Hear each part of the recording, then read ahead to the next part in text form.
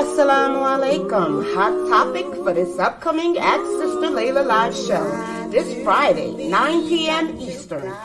Ustada Layla Nashiba, she will be addressing the older men chasing younger women to marry to feel young again. Waris and imams seeking new shahadas to marry to complete half their deen and more.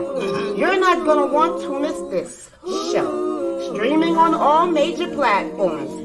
See you there, inshallah. Channel Sunnahfollowers.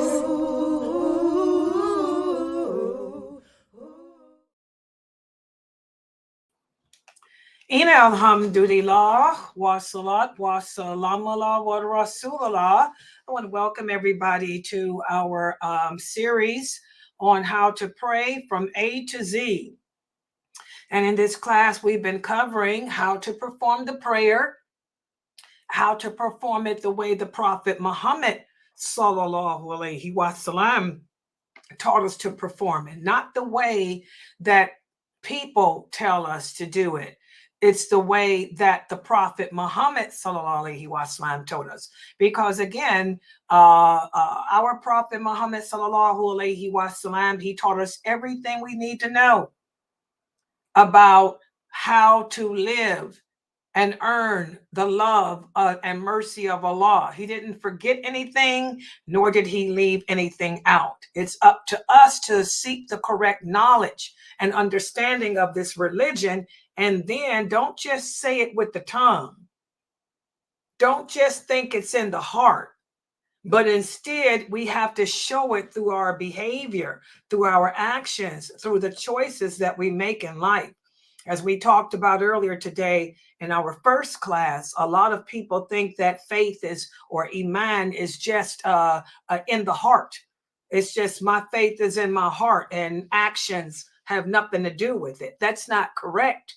Okay. If a person truly believes in Allah, it's going to show through your actions. You will fulfill the obligations that Allah has imposed upon us.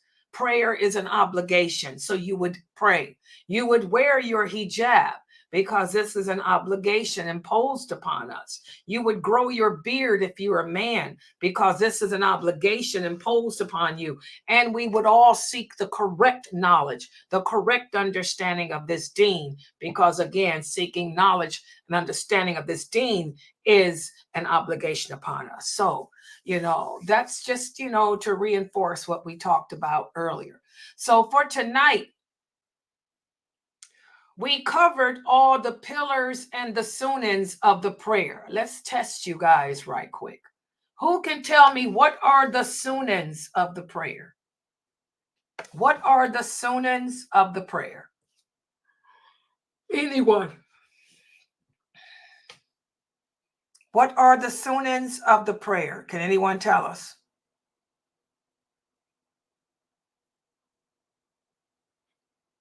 I can try.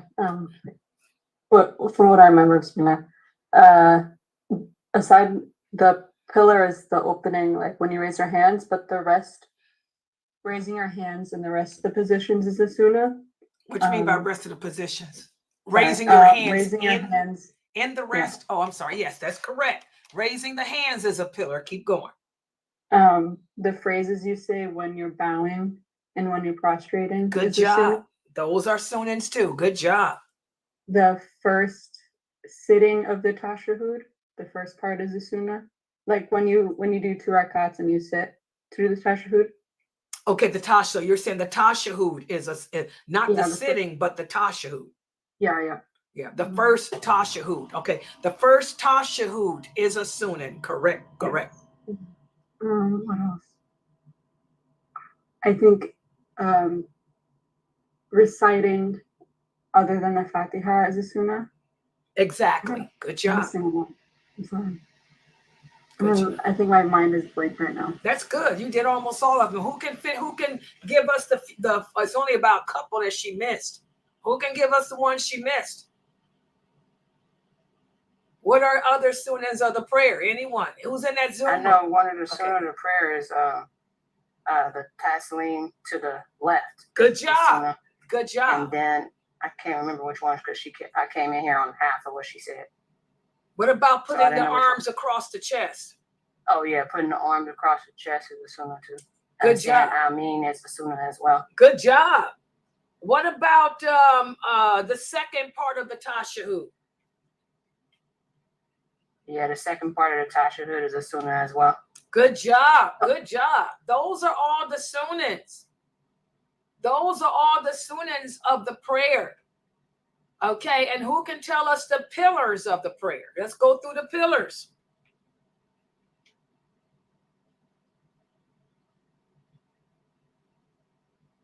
Pillars of the prayer is your intentions, of course. Of anything that you always do, it's always your intentions as a pillar first.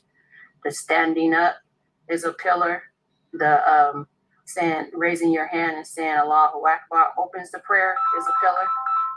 The standing in itself, I think I just said that. The Fatiha, reciting the Fatiha and every surah is a pillar. Let me call you The back. bowing down is a pillar. Prostration on the floor is a pillar. When I say bowing down, I'm talking about on your knees. Put your hand on your knees, bowing down. And then the sitting and saying the tashahhud. And then the taslim to the right. Exactly. Those are the sunnahs and the pillars of the prayer. So, and I started this series off by teaching you how to pray first, because I do have a lot of new shahadas here, especially the ones from Reddit. And I wanted you guys, and they wanted me to go into detail about how to pray. And so let me ask this question too. And for the people, if you don't know the Fatiha, or you don't know what to say in any of the positions of the prayer, what do you do instead?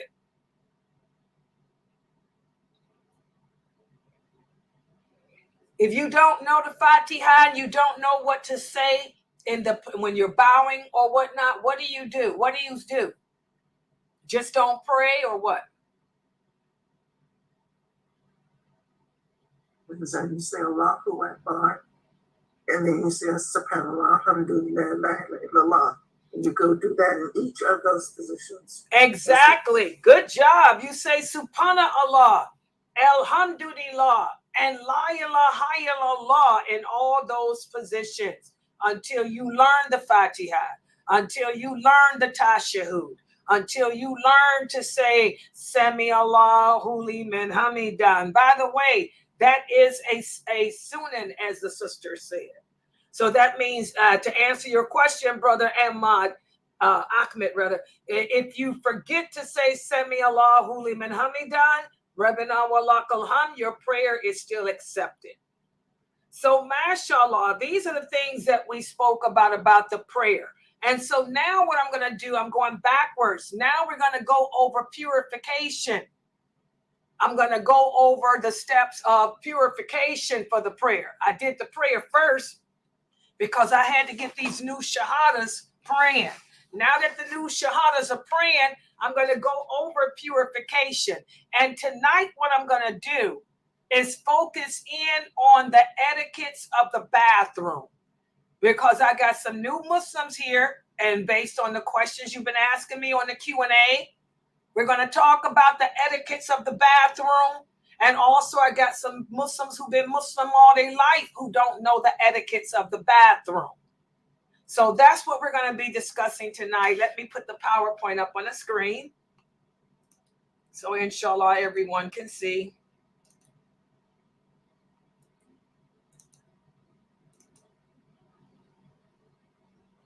Okay, so, but this is the heading of purification. But today we're just going to start off with the bathroom etiquettes.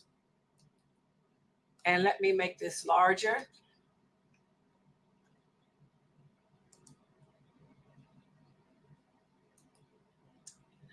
Okay, a lot of your questions are going to get answered. Although I have answered these questions, I'm going to give you all the evidence that you can look at it. Now, a lot of you have asked me, in fact, I just had this question asked 2 Fridays ago. Can I wear something that has Allah's name on it when I go into the bathroom? Before we speak about the bathroom, I want everyone to understand something. Let me make this larger so you can see what I have to look at me as I'm speaking. First of all, the Prophet Muhammad sallallahu alaihi wasallam lived in the 6th century. In the 6th century, the Arabs did not have bathrooms. They did not have bathrooms. They did not have a closet. Okay, they lived in the desert.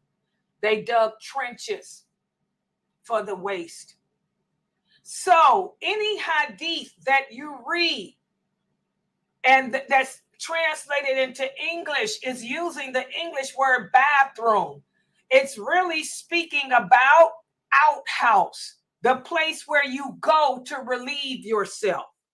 In other words, does everybody understand me? So we're not talking about a bathroom.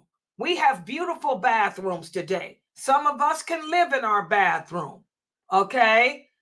The bathroom consists of a tub, a shower area, a sink area. The toilet is somewhere, even in some homes, our toilet is in a closet by itself. So the hadiths that speak about bathroom doesn't mean a literal bathroom like what we have today. It's speaking about the area that you defecate and you urinate in. So for you and me, it would be sitting on the toilet. Everybody understand? So all the hadiths addressing bathroom, you look at it in your mind is sitting on the toilet. They didn't have toilets back then. Or you're in a stall. You're in a stall, a toilet stall, an outhouse, a toilet stall. That's the first thing. Remember, we don't have the intelligence. The Prophet Muhammad sallallahu alaihi wasallam said that our nation doesn't have the intelligence that the Christians have. You know, we take things literal. Okay, you read a hadith that's translated into English that says bathroom, you're thinking of your bathroom in your house. No, it's talking about the place where you're urinating and defecating. It would be sitting on the toilet for you and me, or in the stall, the toilet stall. So that's the first thing we have to understand. If we don't understand that, these hadiths are not going to make sense. And that's where we get lost. Because we don't understand, because we don't know the history, we call each other kafir. You'll hear me make a quote a hadith and I give you the meaning of it. And because in your mind, you think that the prophet used to use a bathroom.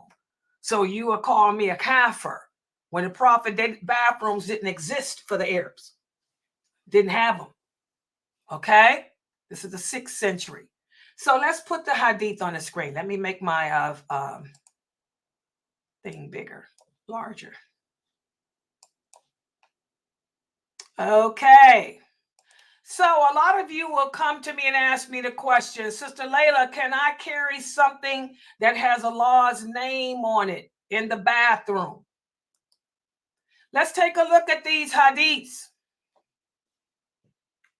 It's not proper for a person to carry something that has Allah's name upon it into the place where you're going to urinate and defecate, unless you're afraid somebody's going to lose it or steal it. And this is based on this hadith, whereas the Prophet sallallahu alaihi wasallam, he had a ring that was engraved with his name, the messenger of Allah. And he would remove that ring whenever he went to the bathroom because it had Allah's name on it. He didn't want to be, and remember, he didn't go to a bathroom. He would go to the trench and he would, stoop, to urinate or defecate. Okay. He would take his ring off to show respect for Allah. He didn't want to be caught holding his private part with Allah's name on his hand or wiping himself. Nor would he want to take Allah's beautiful name into an area that's filled with filth and dirt. So that's why the Prophet would remove it. Does this mean that it's haram? No. We didn't say it's haram. We're just saying it's not good etiquette. So if you have on, which you shouldn't, by the way, you guys shouldn't wear jewelry that has Allah's name on it, to be honest. Okay. But let's say that you had a necklace on it. It had the name of Allah on it. You should take it off before you go to sit on the toilet to urinate or defecate, just to show respect for Allah. But if you really want to show respect for Allah, don't wear anything with his name on it. Don't put Allah's name on your body. That's the better way to show respect to him. Okay? But is somebody a kafir? Is somebody going to hell because they happen to have a necklace on and they use the bathroom? That's a different question. No. Okay? What about this? When I go to answer the call of nature, should I hide myself so other people cannot see me? Yes, because remember the Prophet sallallahu alaihi wasallam said faith consists of different branches. And one of the branches of faith or belief in Allah is to be modest, especially if you're going to defecate. You don't want people to see you, nor hear you, nor smell you. We have this hadith from one of the companions. He said, we were traveling with the Prophet, sallallahu alaihi wasallam, and he would only relieve himself when he was out of sight. In other words, the Prophet never let anyone watch him while he's using the bathroom. Okay? When the Prophet sallallahu alaihi wasallam wanted to relieve himself, he would go where no one could see him. Nowadays, I notice a big issue, how immodest we are. I know Muslim children, guys, this is no lie. I know Muslim children who have no shame to the point that they'll use the bathroom with other people in the bathroom watching them. I've seen it. I've seen kids just go in the bathroom, take off their pants and use the bathroom. Don't care that I'm standing there brushing my teeth or somebody's standing there. No shame. You need to correct your children on this. How many of you take your cell phone in the bathroom with you? Oh yeah, that's another big one. How many of us go to use the toilet and we got our cell phone with us so you people can hear you? And sometimes, who is that?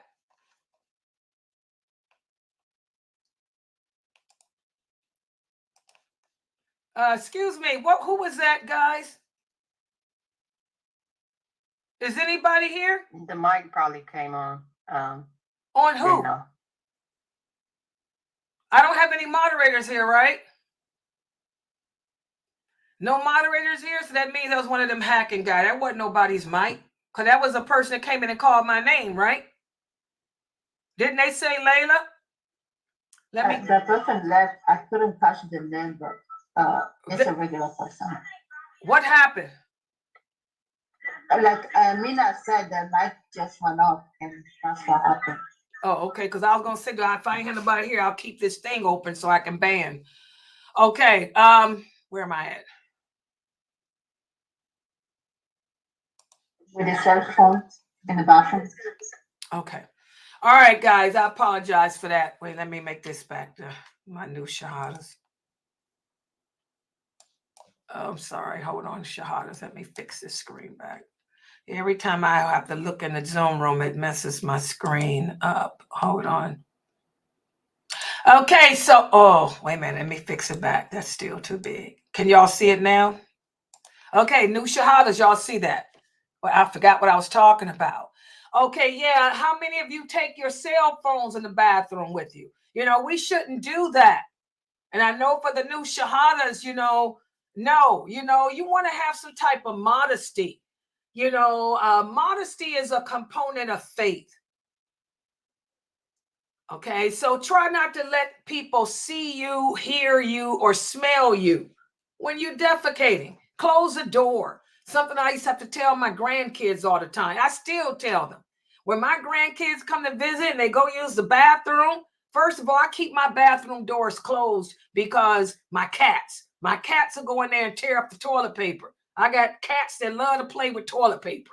Plus, I just feel like the bathroom should be closed. That's the place where people go to urinate and defecate. So I keep it closed. But every time my grandkids come to visit, you know, they'll leave that door. I have to tell them, get in there and close that bathroom door. You know, don't use the bathroom with the door open. And when you get through, close it too, to keep the smells and stuff off, and turn the fan on. By the way, guys, teach your children to turn the fan on in the bathroom. If you got the bathroom like I got, that's nice. We got a fan. Ain't no window in there, but there's a fan. Turn it on to get the smell out. Cleanliness is closer to godliness. So, yes, you should try to hide yourself. Okay, also, here's another question. A lot of people ask me this. Is there a certain thing that I should do? Or is there something that I have to do when I enter the bathroom? Well, it's from the Sunnah.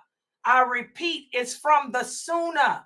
What does that mean? That means you don't have to do it. That means that Allah is not going to throw you in hell because you don't do this. And the Prophet sallallahu alaihi wasallam encouraged us that whenever you enter the place to relieve yourself, that you mention Allah's name and seek refuge in him. And not just that, but even when you take your clothes off. Say, for example, you want to change your clothes. You should say, A'udhu billahi minash shaitanir rajim. How many of us do that? When you take your clothes off, I do. Say, A'udhu billahi minash shaitanir rajim. Why? Because that way, if there's any evil jinn, remember the jinn and the angels are part of the unseen world. We can't see them, but they can see us. You know, if there's any evil jinn around you, that'll protect you from them bothering you. And the jinn do things to you. I've seen it. I worked with the jinn for 36 years. The jinn will play with you. They'll do all kind of crazy things to you. They like to look at you when you're naked. They like to peek in your windows. Oh, yeah. Even if the jinn are afraid of you, they don't want to come in your house. They'll sit outside that window and wait for you to strip your clothes off. They're going to come peek in there. You know, so always mention the name of Allah because that's a protection for you. And when you enter the place, you go into the stall. When you go into the stall where the toilet is, say A'udhu billahi, because that's where you urinate. That's where you defecate. And if there are any jinn, they'll be right there. They drink the water and stuff. Oh, yeah. They like filthy things. Mm-hmm. And what's the basis of this? Well, we have this hadith. The Prophet sallallahu alaihi wasallam, he would enter where the people urinated and defecated, and he would say, A'udhu billahi. He would say, oh Allah. Wait a minute, hold on for a second. I gotta get this in case. Hello? Yeah, hello? Assalamu alaikum. You on your way over here or what? Yeah. Where you at? Why are you talking all crazy? What you mean? I just woke up. My baby was, she got her shots today and I got my flu shot. Oh, you got your flu shot? Okay, well, you on your way over here now? Yeah, what? Where you at? I gotta stop at Walmart to get her some milk first. Okay, I'm on my way. do me a favor. You know, what's that place called? Sheets? You know they coffee good. Girl, they got coffee good better than Starbucks. Go buy Sheets if you pass one. They got a drive-through. And get me their ice white mocha. Give me an ice white mocha coffee with caramel drizzle. Hello. Can you do that? I left her freaking diaper bag. Well, can you do that, Jayla? Yeah, it's sheets. They got, you know, Carmetta showed me that place. That coffee good. And it's only $4. All right. I don't care about that price. Okay, good. You gonna give me some money to get my hair done too? I ain't got no money. Jayla, I need to get my hair done. Seriously, give me $85. Well, when you get here, we'll talk about it. Assalamu alaikum. I love you. Love you too. Gotta get my hair done. I'm sorry, guys. Granddaughter coming over. I need some coffee. I need to get my hair done. Give me some money. All right. So anyway, the Prophet sallallahu alaihi wasallam was saying, "The name of Allah, oh Allah, I seek refuge in you from male and female beings," talking about the devils. So this is why, I mean, it's a sunan. It's not an obligation. Let me get this straight. Because one of the brothers asked this question, am I going to go to hell, Sister Layla? Because I forgot to say A'udhu Billahi Minash Shaitanir Rajim when I went to the bathroom? No. It's a highly recommended sunnah because it'll protect you. Okay? And also, guys, there's another hadith where the Prophet sallallahu alaihi wasallam said, when you enter the bathroom, enter with your left foot. This is a sunan as well. It's not an obligation. It's a sunan. And then when you come out with your right foot. That's a sunan too. You're not going to go to hell because you didn't. Also, more etiquettes of the bathroom. And this is a question that a lot of people ask. I can't tell you how many times I get this question. Sister Layla, is it haram to talk in the bathroom? Is it haram to talk to the bathroom in the bathroom? No. I want you guys to remember, whenever somebody tells you that something is haram or that you're supposed to do something or that you can't do something, like I was telling the sister in my class earlier, they have to bring the clear nas, the clear verse that says those exact words, not a fatwa, not an opinion, not what the Imam said, not what Ibn Taymiyyah said, not what Imam Nawawi said. There has to be a clear verse from either Allah or the Messenger of Allah saying it is forbidden to talk in the bathroom. Y'all understand that? If there's no clear nas, no clear words like that from Allah or the Prophet, then you can't, who cares what these other people have to say? Okay. So let's talk about this question. Here we go with these hadiths. And I got it so little I can't see. Let me see if I can make this a little larger. That's the problem with me on Zoom. I can't see. Okay, let's look at this hadith. It's recommended. And again, this is why I told you guys you have to know the difference between a bathroom and sitting on the toilet. It's recommended that you not mention Allah's name, that you do not, I repeat, mention Allah's name. Okay, when you're defecating or when you're urinating, again, out of respect. So say, for example, I'm sitting on the toilet having a movement and somebody comes in the house and says, "Assalamu alaikum, Layla, I'm here." Just say hi. Or I'm in the bathroom, but do not respond to the greeting. Because again, out of respect for Allah, you don't want to mention Allah's name. That's disrespectful when you're defecating or urinating. Okay? Say the adhan is being called on your cell phone.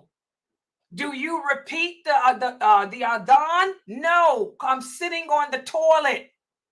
I'm urinating. I'm defecating.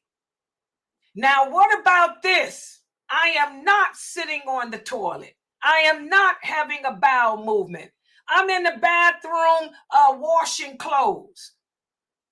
My bathroom, one of them, has my washer and dryer in it. Yeah, our bathrooms we got bathrooms today. The prophet didn't have no bathroom.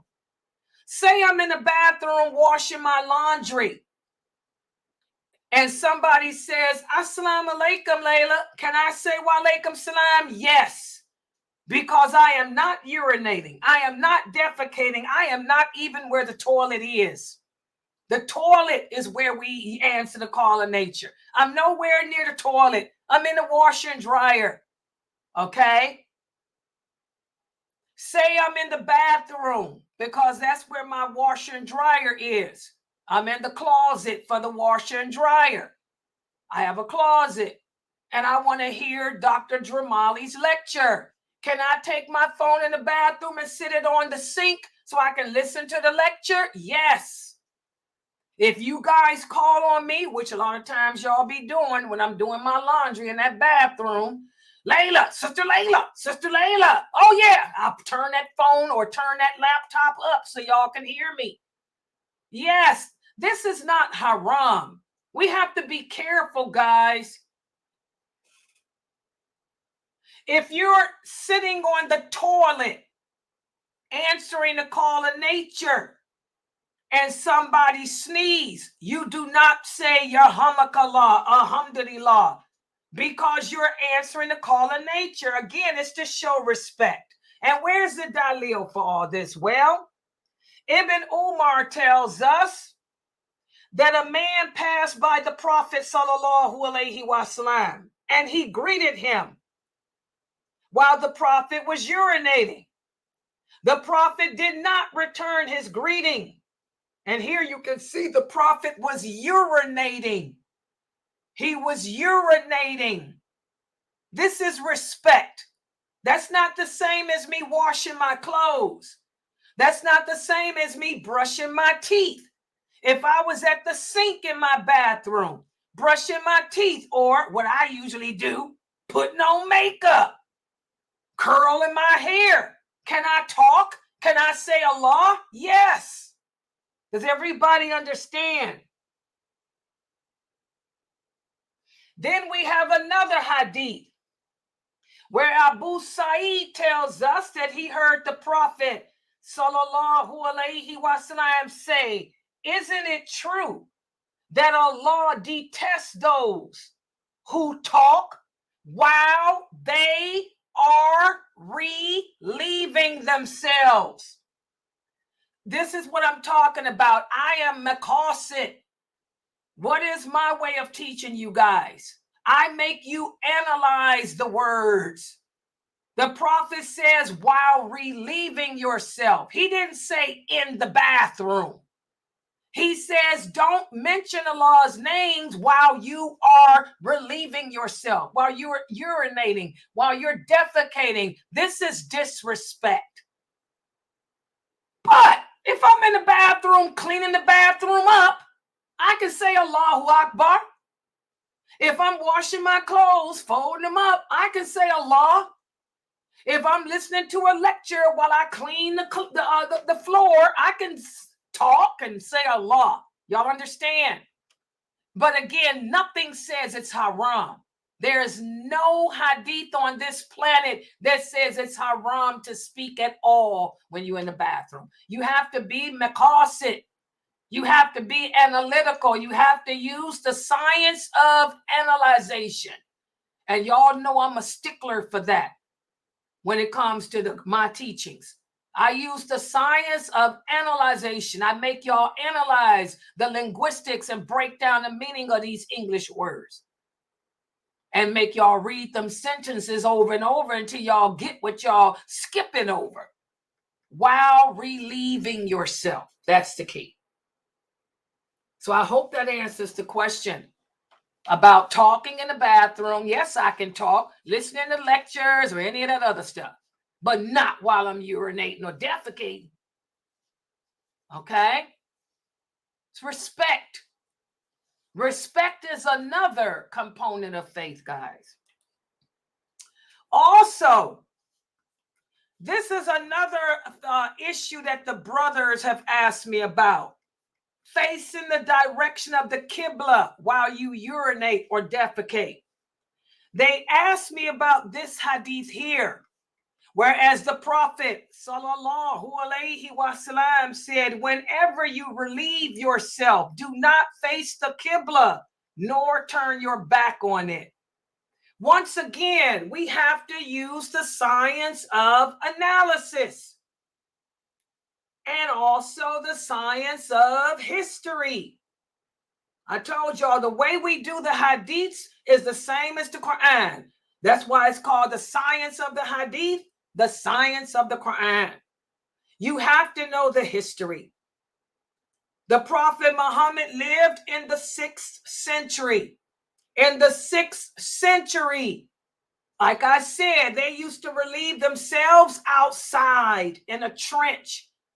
They didn't have houses like we have today with walls.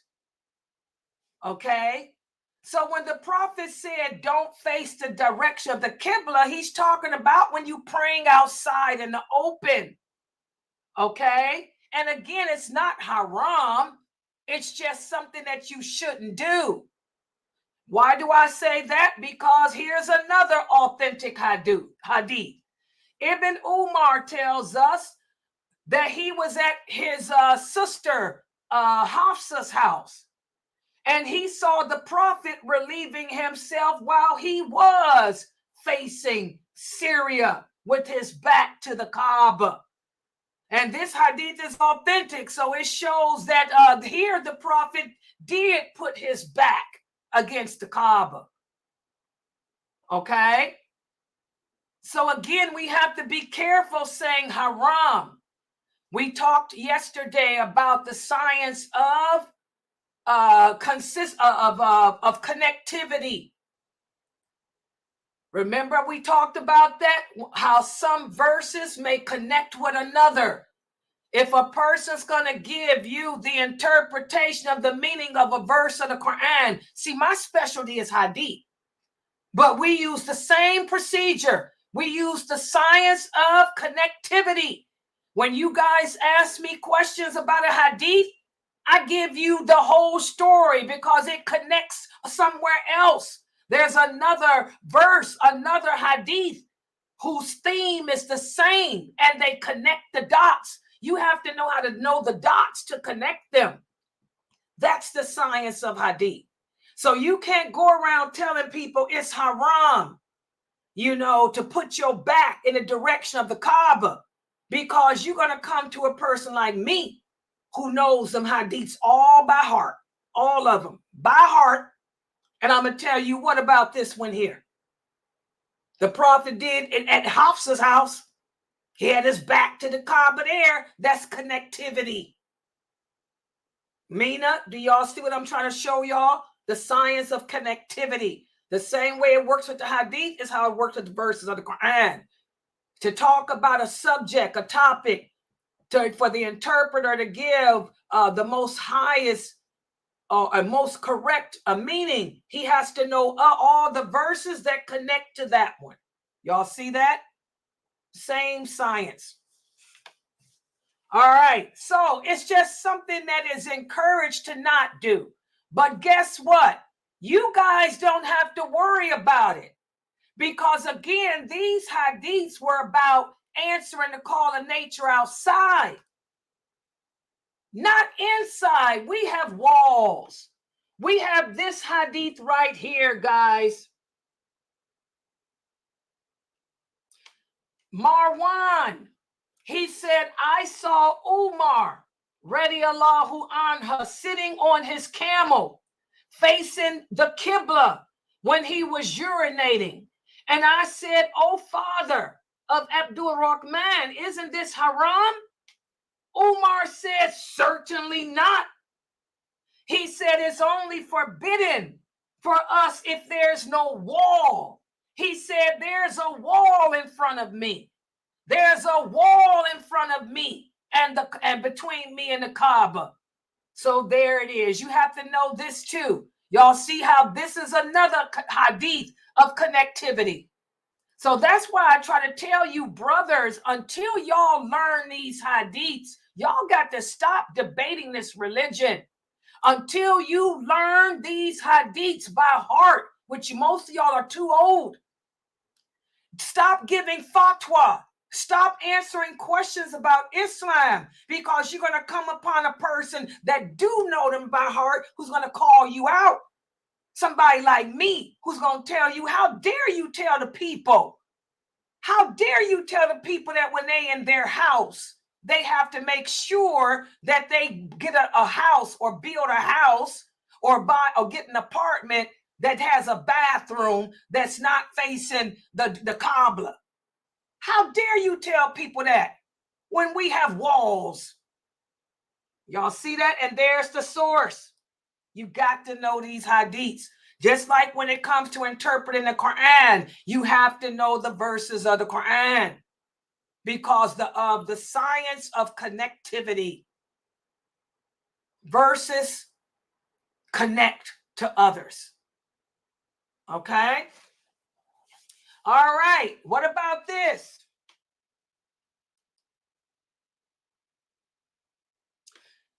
Abu Musa al-Ash'ari tells us that the Prophet sallallahu alaihi wasallam came to a low, soft part of the ground and urinated. And he said, whenever you urinate, you should choose the proper place to do so. In other words, choose a place when you're urinating outside that's going to protect you from stepping into your waste, or it's going to protect the urine from getting on your feet, or the dung from getting on your feet. Okay? So these are some of the things about answering the call of nature outside.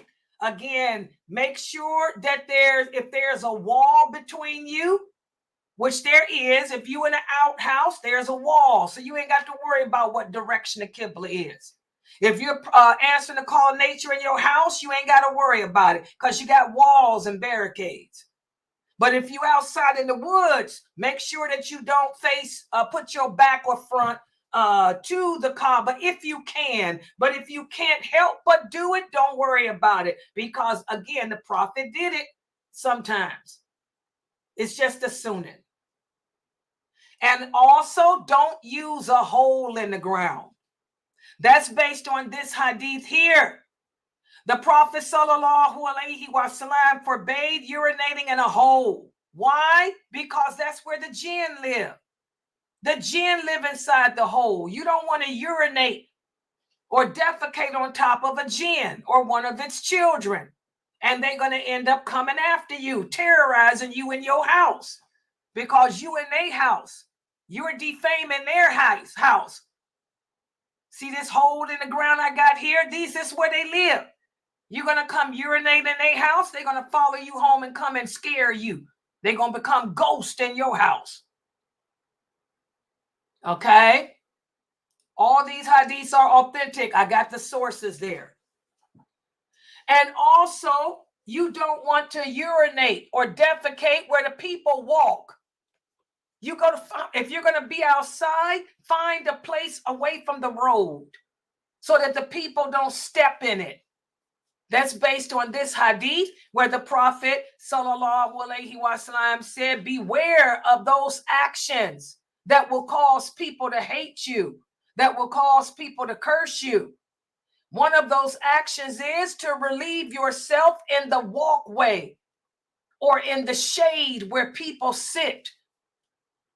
And then a person go to sit in the shade and they sitting on your dung, or a person walking down the street and they step in your urine. So don't do that. This is bad etiquette. Also, the Prophet sallallahu alaihi wasallam said, none of you should urinate in a bathing place and then make wudu with the water, because the majority of bad thoughts come from that. Okay, what does that mean? Say you're taking a bath. A lot of kids do that. You want to teach your children to not do that. They pee in the tub. They pee in the water and then make wudu. No, because we talked about urination. Okay? We don't do that. It cannot be stagnant water. It has to be water that's clean. So if you don't pee in the tub and then use that dirty water to make wudu with. Now, if you're standing up in the shower and the water is running out a drain, that's different. But if it's a tub and there's no running water or way out, don't do that. And also, this is the big question a lot of you ask me about. Here it is, bros. Wait a minute. I'm trying to move this out the way so I can read it. What about urinating while standing? I tell you guys all the time, it is not, I repeat, it is not, I repeat again, it is not haram to urinate while standing up. It's better if you sit down. But if you have no choice but to stand, then stand. Where's my dalil? Well, listen to what Aisha, y'all know me. I'm going to throw Aisha's fatwa at you. Aisha, may Allah be pleased with her, said, if someone tells you that the Prophet urinated while standing, do not believe him. He only urinated while sitting. But that does not mean that it's haram to stand. Everybody understand that? Aisha said you can stand if the urine will not touch your clothing.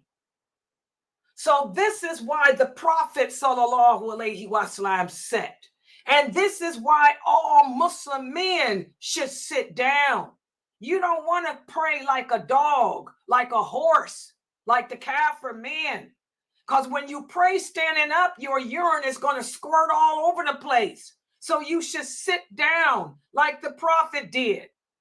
It's not haram to stand up and do it, but it's better to do it sitting if you can. Does everybody understand that? Where's my dalil? That is not an obligation. Well, check out this hadith. Hudayfa, may Allah be pleased with him, said that the Prophet sallallahu alaihi wasallam went to a public garbage dump and he stood and urinated. And when Hudayfa walked away, the Prophet said to him, the Prophet called him over, and then the Prophet made wudu and wiped over his shoes. This hadith is authentic. It's narrated by all the group. So again, connectivity, the science of connectivity. You are not in a position to think you can teach Islam if you don't know these hadiths, all the hadiths. Telling people it's haram to stand. It's not haram. It's very, very much disliked. But you may find yourself in a situation where you have to stand. Where you have to stand. Where you have to stand.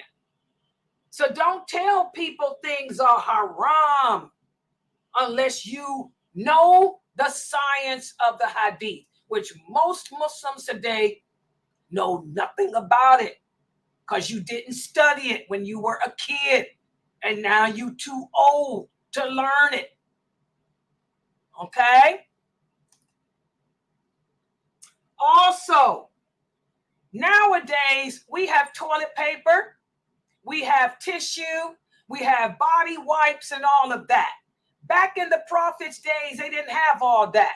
So how did they purify themselves? They used to wipe their derriere. Can you imagine? I can't imagine doing that.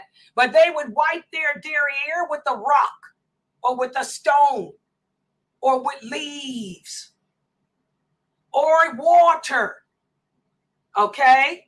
Aisha, may Allah be pleased with her, tells us that the Prophet sallallahu alaihi wasallam said, whenever you go to answer the call of nature, clean yourself with at least 3 rocks. They had rocks back then. Nowadays, guys, you can use those body wipes. Those body wipes you can buy. They got dude wipes and dudette wipes. I use the dude because the dudes are bigger. Get you some dude wipes and take care of your business. And also, you got the butt buddy. Hello, how many of you got the butt buddy? Order it off of Amazon. Put that butt buddy on your toilet and you got you a boudoir. That way you can a Bedouin. That way you can sit there and turn the water on and it cleans it off. And then you use the dude wipes and wipe it off.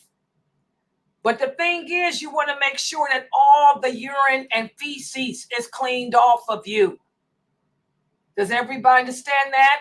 You don't want to walk around with urine and feces in your underwear. You don't want to walk around with urine and feces on your derriere. So try to clean it all off. The Prophet sallallahu alaihi wasallam said, purify yourself from urine, because the majority of the people will be punished in the hellfire because they didn't purify themselves after answering the call of nature. And finally, do not use your right hand unless you have no choice. If you can, guys, when you wipe yourself, use your left hand. As Hafsa, the wife of the Prophet, said, the Prophet sallallahu alaihi wasallam, he would use his right hand to eat, drink, and put his clothes on, and also to take and give. He used his left hand for wiping himself and all those other type of actions. Okay? And after you clean yourself of the feces and clean yourself of the urine, wash your hands. When the Prophet sallallahu alaihi wasallam relieved himself, Abu Hurairah used to bring him a container of water, and the Prophet would wash his hands together against the dirt to get the smell off. You don't want to walk around with your hands smelling like feces or urine. We got Bath and Body Wash now. Get you that Bath and Body Wash stuff and wash your hands with it. And also, it's recommended that you sprinkle your private parts and underwear with water after you urinate. And that's why I tell you guys, get the butt buddy. How many of you have the butt buddy? I got them on all my toilets. I got 2 bathrooms. All my bathrooms have the butt buddy. The butt buddy is better than the spray. The butt buddy, you just turn the button and it spurts up and take care of the business. Good and clean. Oh yeah. The butt buddy keep you good and clean. All that stuff come off. Then you take your tissue and wipe it. You do that rag and wipe it. Hello. Cleanliness. Cleanliness is closer to godliness. Our Prophet Muhammad sallallahu alaihi wasallam taught us how to keep ourselves clean, even when it comes to answering the call of nature. All right. Okay, we're going to stop right here. Subhanakallahumma wa bihamdika, ashhadu an la ilaha illa anta, astaghfiruka wa atubu ilaik. Are there any questions or comments? And I hope I kept it real for the new shahadas. The new Muslims, y'all got this stuff? No questions? Yes, you can use the body wipes. Oh yeah, I strongly recommend it. It gets it all.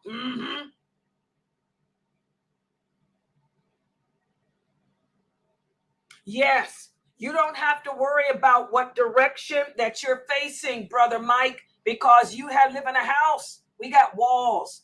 But if you're outside, that's different. Like say, for example, you went camping and you're staying out in the woods, then in that case, if you can, it's a sunnah. It's not you ain't going to hell.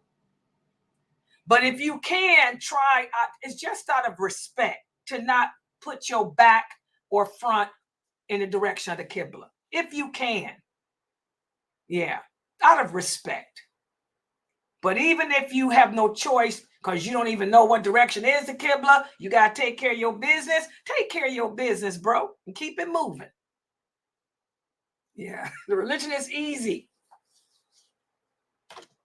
Any other questions? Zoom people, y'all have any? Okay. No questions, but Sister Layla, last time we went over this, remember how someone had a question about when they sneeze and they kind of pee on themselves a little bit? And just regulate, because I don't know if someone has that question, but oh yeah, we're gonna talk about that in another class too. But yes, guys, you know what? That's what breaks the wudu. What breaks the wudu is you know, urination. Yeah, if you one of them people that sneeze and you know you have incontinence problems, yeah, you're gonna have to redo your wudu. Yes, we're gonna cover that too when we talk about wudu. Yeah, this is just bathroom etiquettes for the shahadas. Yeah. Yeah, coughing too. So it happens when you get old. You cough. I don't have those problems, but a lot of people do. You cough, little tinkle, little sprinkle. Yeah, just wash it up. Get them little wipes out. Exactly. Carry your dudette and your dude wipes. Carry your dude and dudette wipes. And take care of that with the wipes. And sprinkle water over your underwear. We're going to talk about that in detail because a lot of people have those type of problems. By the way, guys, let me remind you, please, guys, we are desperately in need of donations to support this website. I put a thing out saying how we needed $500 the other day. Please, guys, I don't know what we're going to do. I ain't even checked to see if we came out the hole yet.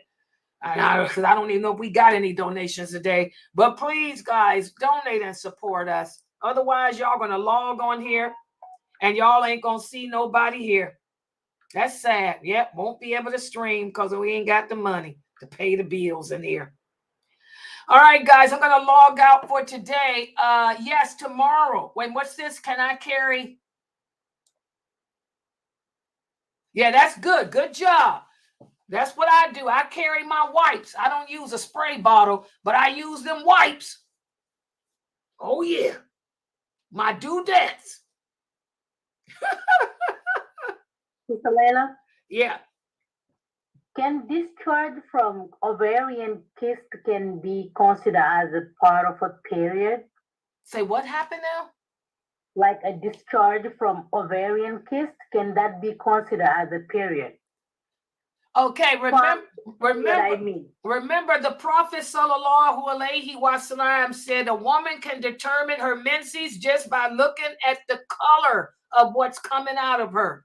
If it's black, if it's brown, if it's red, if it's pink, if it's yellow, then it's a period.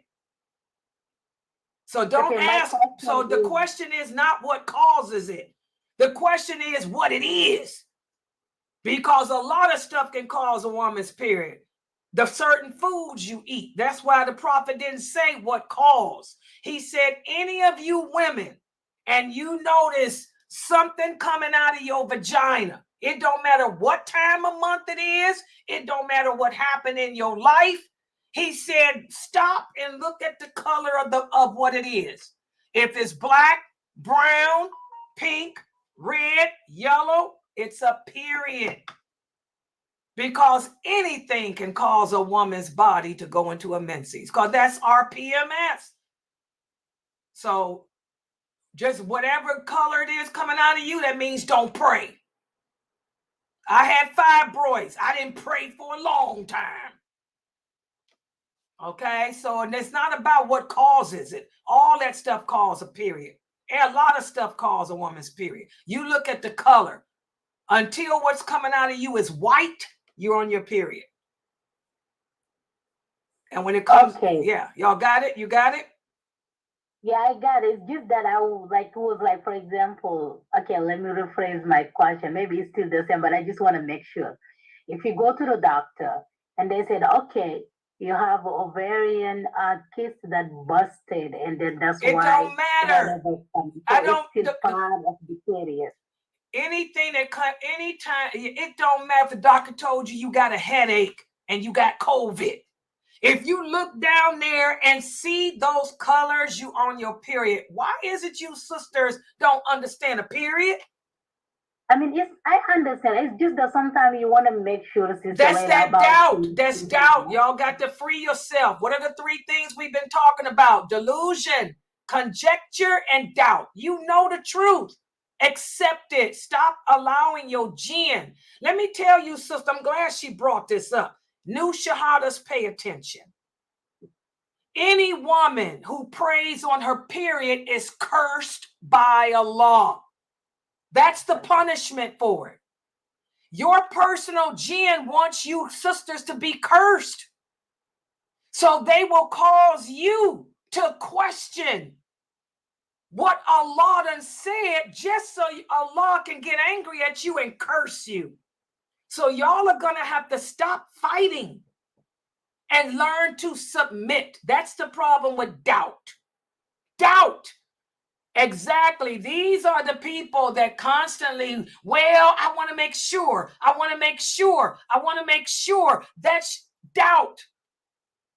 Your jinn wants you to go make salat or me bear. He wants you to pray with blood coming out of you. So now if you can go ahead and pray, get cursed, or just say, well, I got black, brown, red, yellow coming out. I ain't doing nothing. Keep it moving. Well, I don't want to be cursed by Allah. I just wanted to make sure. Yeah, making sure is doubt. Be careful with that. Conjecture is to not have the information. You got the information. Delusion. That comes, you ain't even deluded. It's just doubt. I think it's doubt, because I was like, okay, it's this, it's that, but I know about period, about when it comes to the okay, colors. Well, then just long as you see them like Aisha, and it's the same thing Aisha had to keep telling the women. They kept coming to her and sending her boxes, telling her, well, my husband did it a little bit too hard, all this stuff. And Aisha was like, well, you women, listen. Forget all that. As long as them colors are coming out of y'all, don't pray. Period. Yeah. But Sister Layla, alhamdulillah that you brought that, but I guess maybe it's part of my test. The thing that I'm suffering the most with is that, like those prolonged bleedings, some that you recognize clearly these are menstruation, but some is just like plain pinkish looking, like, and it just prolonged bleeding with nothing wrong. And you sisters don't know what prolonged bleeding is. Prolonged bleeding is a period. Y'all don't know the meaning of what istihada is. Like the prophet said. Not istihada. I don't think it's istihada, but what I'm saying is know it ain't when istihada. I say prolonged, meaning that something that is not stopping, maybe it's my English, but when I say prolonged, it's like something that's just ongoing beyond, like. Then you don't pray until it stops. Hello? Yes, I don't know. Okay, I'm on the phone. I'm still in class, Jayla. Just bring it on. Well, I'm trying to find a store formula over here. Wait a minute, it's the sheets where the hotel is where Fresno stayed in. I'm not talking about you. I'm talking about the baby. I have to find her some baby. They don't send my daughter to milk nowhere. Well, let me call you back. So I'm like, girl, ain't nobody got time for these kids. Yeah, sister Omi Bear, let me just shut it down with this. I bled for a whole year straight. Okay? That's when my anemia developed. Did I pray during that whole year? Heck no! Because the blood was black and thick and clotty, and it smelled like the feet of hell. Yeah. So who cares about what you'll call? And I did it because I had fibroids. But I didn't care about the fibroids. I knew that I couldn't pray to my Lord because I was impure. So you sisters are going to have to stop fighting this menses thing and just submit. Like Aisha said, until all those colors are gone, you are on your period, and it's haram to pray and to fast, or you are cursed by your Lord. Period. Y'all understand that? All the rest of y'all. New shahadas too. Yeah, that's what happens when we listen to these men, because the methabs tell y'all that you can pray after 3 days.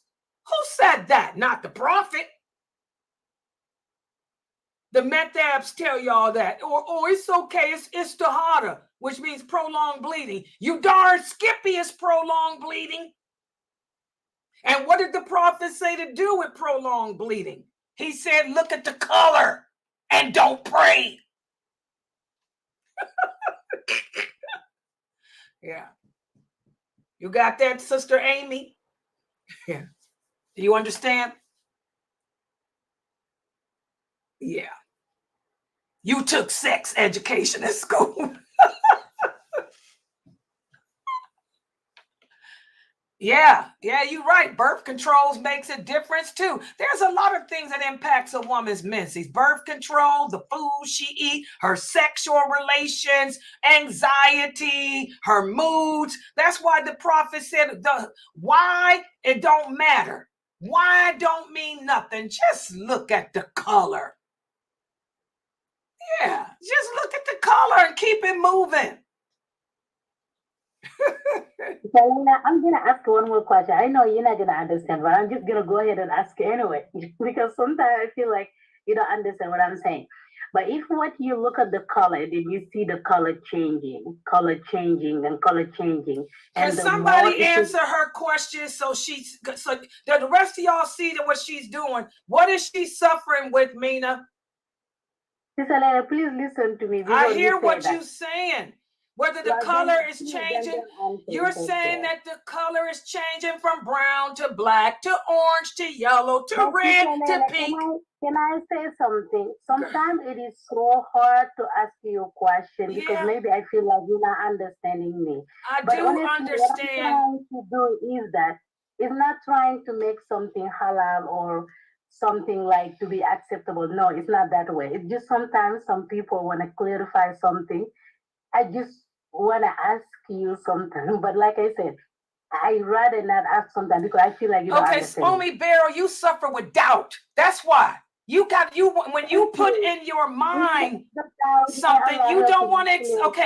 Okay, ask your question again. Go ahead. Okay, the thing is that like you taught us how to recognize about menses and stuff. With the bloody, the color of the blood, it doesn't matter the days that you bleed. It's all about the color and how the blood look like. I understand that part, but what I'm trying to say is that what if, for example, you see the blood changing colors, like you know what menses look like with the color, the smell, and everything, but then it gets lighter and lighter and lighter, and then it just takes forever. For example, like you said, you bleed for a year. Okay, like what it takes like for 3 months, 4 months, stuff like that, keep on going. You don't pray, but you still ask yourself, should I pray, should I not? Even though you keep away from praying, but it's like your head says, should I pray, should I not? This is changing. It's not menses anymore. There is no smelling, there is no clothing, there is nothing, but it's getting lighter. So what should I do? That's what basically let's stop right there. Did the prophet say that menses is determined by smell? Did he say it's determined by lightning? Or what did he say? Like I told y'all, I am using the science of analytics. And like I said, Umi Barrow, you don't listen because you suffer with doubt. Listen to the words you just said. You said, Sister Layla, my blood keeps changing. You said my blood gets lighter in color, darker in color. How do we determine a menses? What did the prophet say? By the color. So what are you talking about? You done threw in smell. You done threw in clots. Did the prophet mention anything about clots or smell? What did he? Good job, Sister Yin. Sister Yin got it. The prophet said you wait until it's clear. That's it. So I don't know what you're confused about. It can keep getting light, but until it turns, what did the prophet say? Until it does what? And this is clear. And also with the hadith of Aisha radiallahu anha, when you stick something inside and it come out clear. Right. So all that, yes. So are you clear? Yes, I'm clear. No. What I mean is, did you stick something in you? Are you clear down there? Yes. Okay, if you're clear down there, then your period is over. Do you women understand? Your period is over. You had ovarian cancer, you said, or an ovarian cyst. You're going to bleed forever until that ends. Just like I bled forever with that fibroids. So just accept what Allah is doing to you, Beryl, and stop questioning him and move it on. It ain't because you just bleeding out the blue. You got a reason, because you got an ovarian cyst. So like the prophet said, until it's clear, you don't pray. This is called, what does the hadith say? It's the broken vein. Hello. The broken vein, which means something is broke in you. So you're bleeding nonstop because you have a broken vein, a broken ovary. So like the prophet told those women, and like Aisha kept telling them when they kept coming, just like you, be patient and wait till it's clear. May Allah help me be patient. Jazakumullah khairan. Y'all get it? To clarify. Do everybody else get it too? The rest of you sisters? Yes, that's the broken vein. Thanks for asking that too, Omi Bear, because you helped the new sisters here. There's, the new sisters. Exactly. Yeah, so it doesn't matter how many days you're bleeding, Sister Amy. If you bleed for 20 days, but make sure you guys go to the doctor too. Y'all know that, right? All you new shahadas know that y'all need to get checkups. Umi Beryl got an ovarian cyst. I know what those are because I had one too. Yeah, they hurt. They're nasty. You're going to bleed until it stops, until the body heals itself. That's the body's way of healing itself, guys. It'll stop eventually. It'll take a while. Yeah. Y'all understand that? Sister Yeen, do y'all understand? Do not pray, period. Right? Do not pray, period, until all that blood is gone and stopped. You understand, Sister Yin?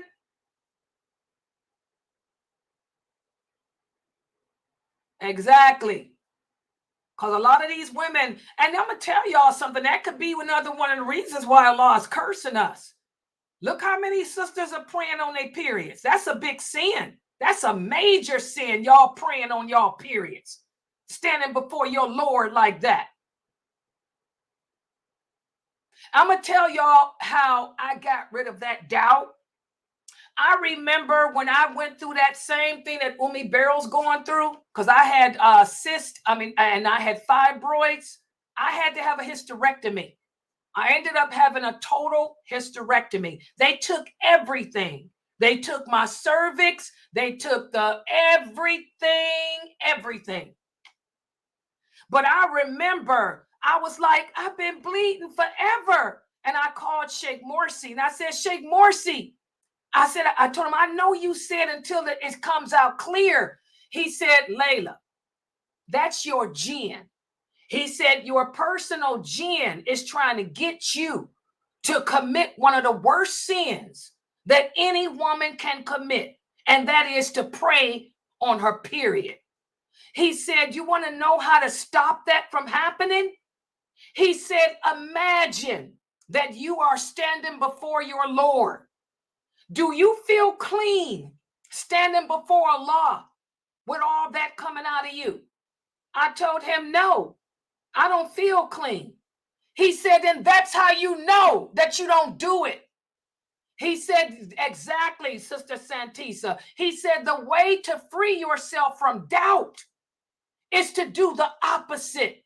I learned that from Sheikh Morsi, my teacher. He said, do the opposite of what your jinn telling you to do. He said, listen to your heart. Listen to your heart. That angel in your heart is telling you that you are not clean. This is dirty. This is nasty. I don't feel right. Listen to that angel of your heart and tell Shaitan, A'udhu Billahi. When Sheikh Morsi told me that, it took a whole year. I didn't pray because I knew I wasn't clean. I knew it was filthy. I knew that I could never stand before my Lord like that. And I never had those type of doubts no more. That's how you sisters got to do that. Imagine that you standing before your Lord. Do you think Allah wants you standing before him like that? Talking to him like that? That's how you defeat it. And that will make you accept what the prophet said. The prophet said, until it's clean, there's nothing coming out of you. When it stopped for me, it felt good. Felt real good. And I went on ahead and prayed. Had no problem since. But Sister Layla, did you stop because you have the hysterectomy, or did you just stop? What do you mean did I stop because of the hysterectomy? I stopped because the blood stopped. No, you said that you had a hysterectomy. Like, is it related? Because they give me that proposition and I say, no, I don't want to. Now you got a different question. What do you mean? Did the doctor no, this is not related to what I said earlier. That question, I accept what Allah said, and may Allah protect me from that. What were you talking about? You had that doctor told you to get a hysterectomy and you refused? Yeah, you just mentioned hysterectomy. Why did you refuse a hysterectomy? Is your life? Do you, sister, y'all need to go to doctor. That's the problem too. That's another problem. We don't listen to Allah. What did Allah say? He says sickness comes from him. He said, but I never send a sickness without sending the treatment. Take the treatment and maybe I'll send you a cure. If I had not had that hysterectomy, I'd probably be dead. Because number one, I was anemic. Yes. Number two, them fibroids could have turned into cancer. And if that had happened, that's suicide. Are you women that crazy? If your doctor tells you that you have to have a hysterectomy, y'all better get a hysterectomy. Are you women crazy enough to sit around and make yourself get cancer? That's now you doing suicide. That's what, see, y'all see the dangers of doubt. Y'all see what doubt makes you do.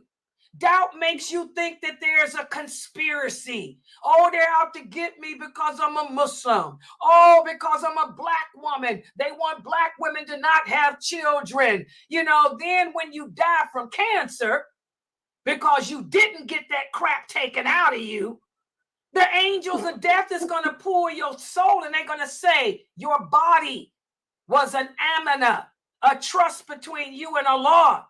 Your body had rights over you and you denied your body its rights. The doctor told you that you needed a hysterectomy.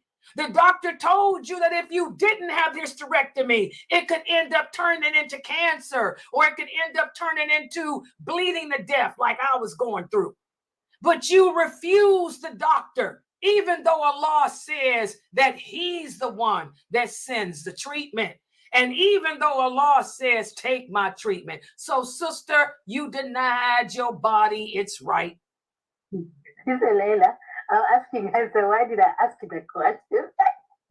I did not mean that. I just hear you mentioning hysterectomy. They did propose that to me, but there is another alternative. So I was asking you. If you took an alternative, that's good. I mean, I don't know. I followed my doctor.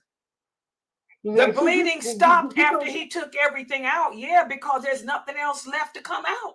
There's nothing to make me bleed. That's why I was asking, but it's not related to the first question I asked. Yeah.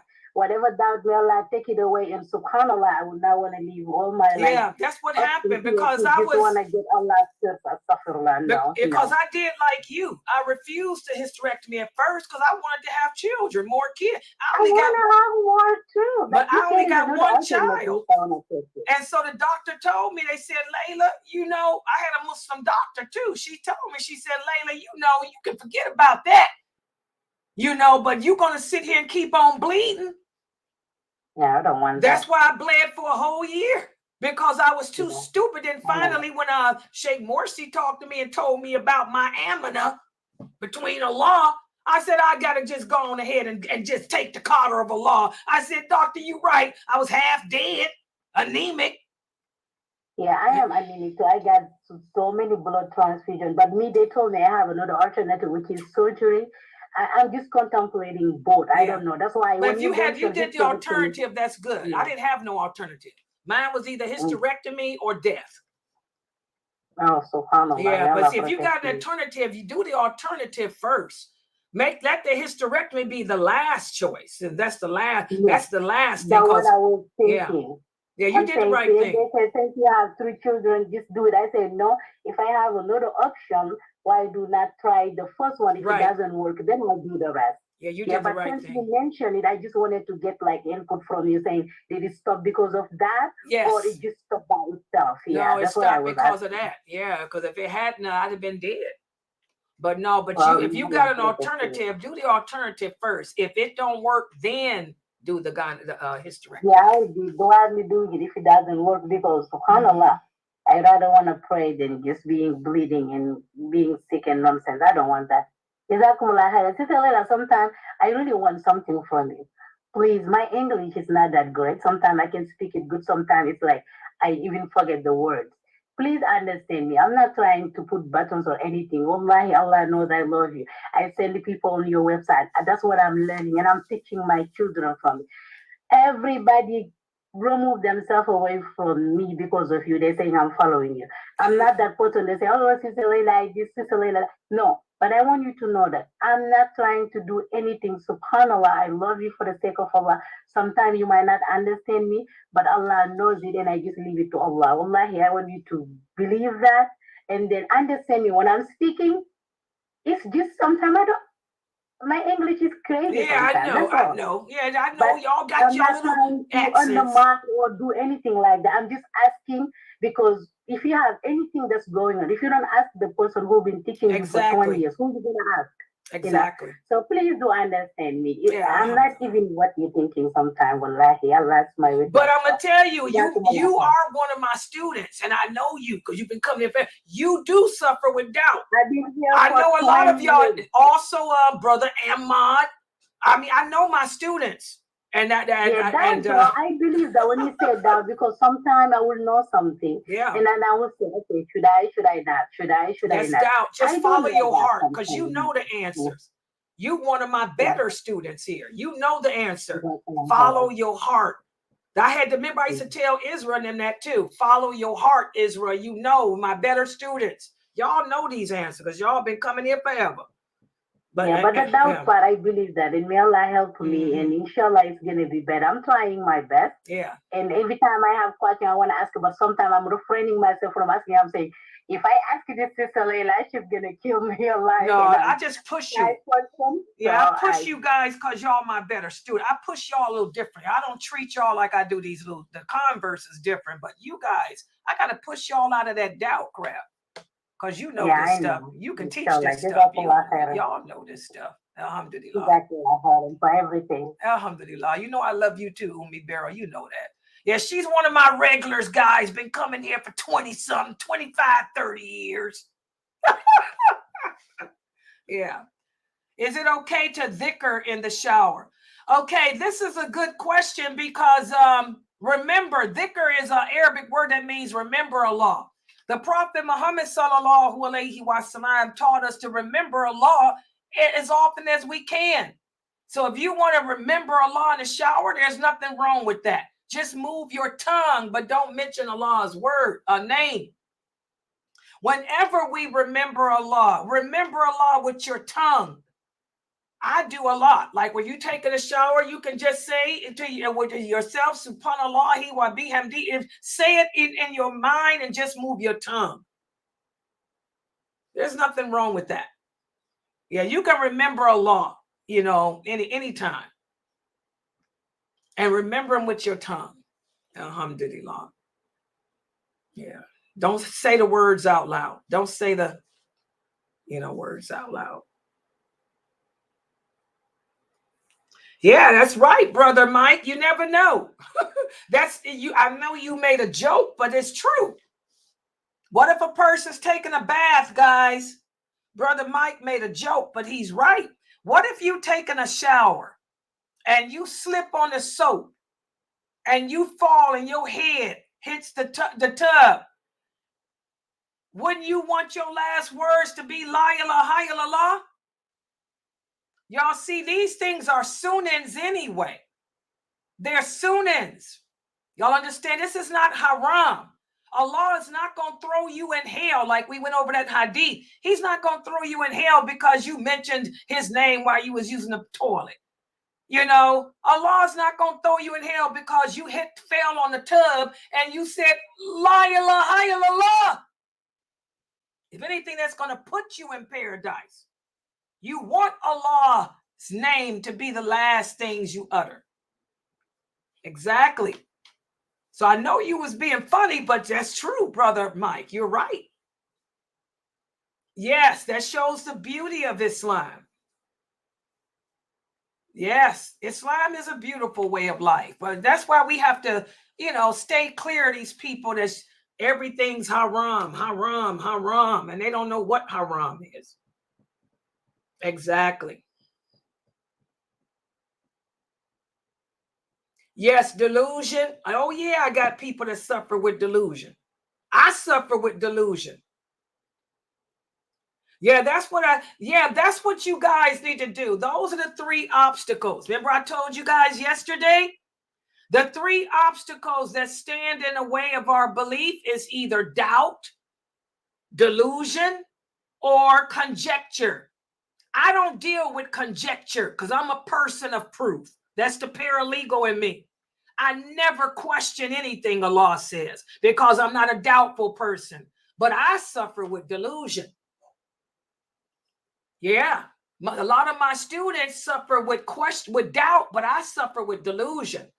I can make myself believe things are possible and real that are not.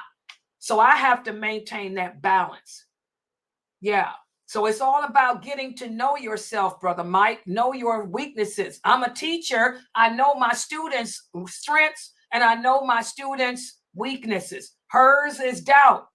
But what's mine? Delusion. I can become very deluded easily, like this if I let myself. Okay.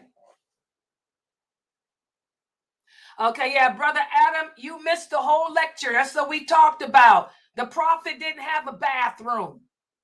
The Prophet sallallahu alaihi wasallam lived in the 6th century.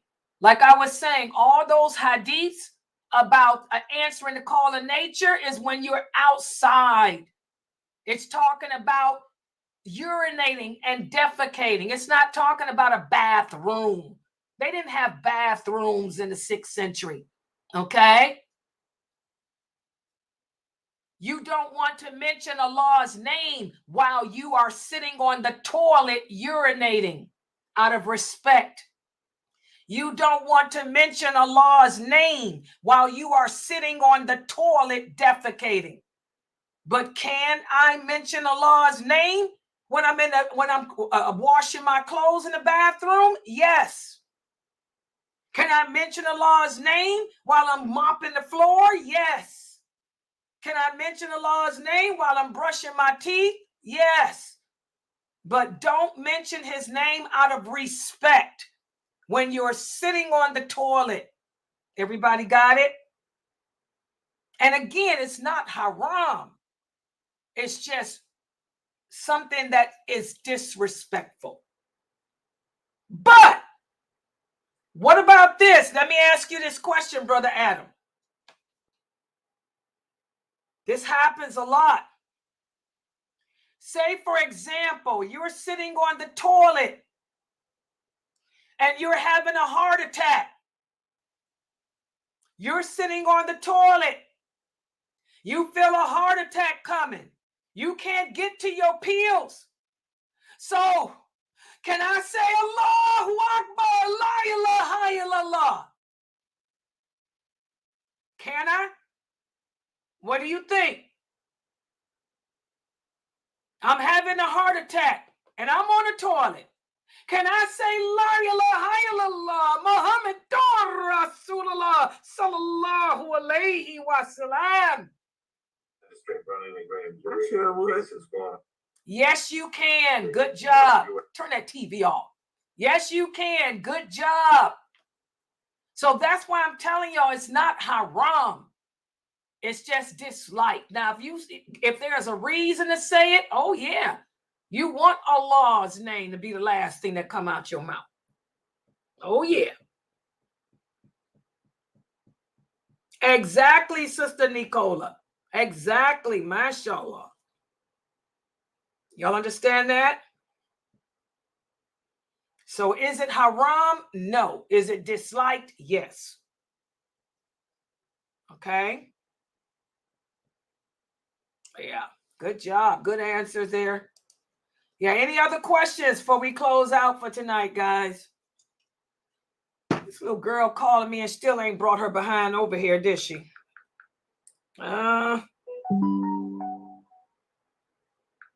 Okay. No other questions? That's all of it?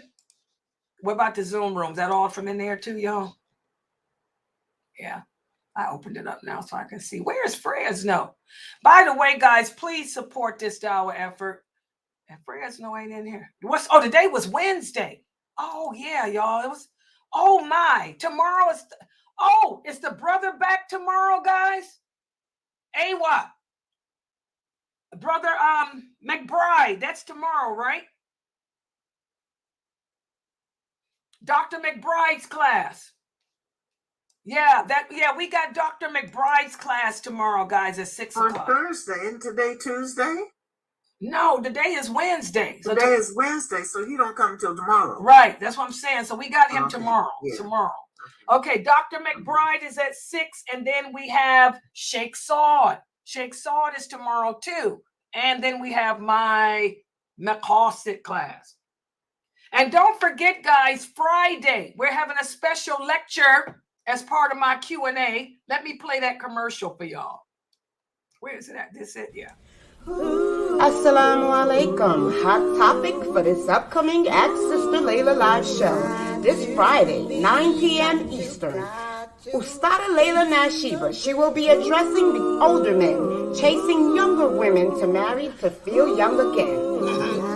Walis and imams seeking new shahadas to marry to complete half their deen and more. You're not going to want to miss this show. Streaming on all major platforms. See you there, inshallah. Channel Sunnahfollowers.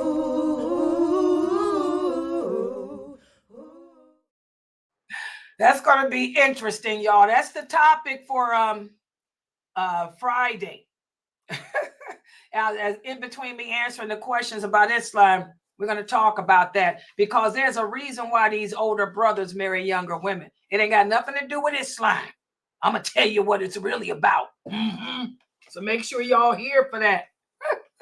All right, guys, let me close out for tonight. Inshallah, be here at 6 o'clock for Brother McBride's class. Subhanakallahumma wa bihamdika ashhadu an la ilaha illa anta astaghfiruka wa atubu ilayk. And thanks, Sister Umi Barrow. That was excellent.